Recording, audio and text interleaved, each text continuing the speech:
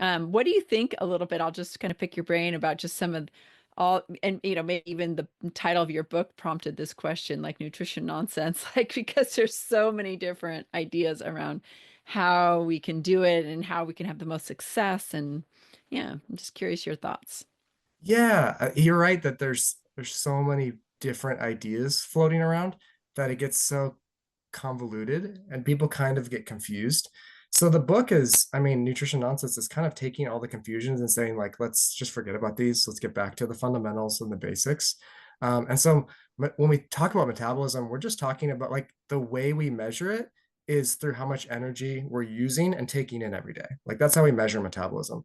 And so there's different ways to do that, right? So if you're eating that one meal per day, or if you're eating 6 meals per day, those are different approaches to getting more or less food in. And then your body will react in different ways. But I really like what you said about temperature. So the fact that our temperature is so like homeostatic, it always stays similar, is because our bodies, they really want to stay regulated. They want to stay the same.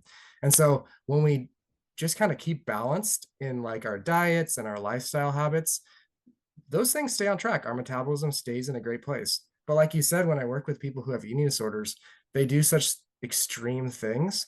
That's when we see metabolism really take a hit. And that's when we see things like cholesterol and blood sugar and digestion, like those things actually get out of whack. But when we just eat like, how we're supposed to eat and eat, a few quality meals per day, those things are very regulated because our body really wants to, and it's very good at it. And it's really when we get those extremes coming in, that's when it throws it off and it gets pretty unfortunate.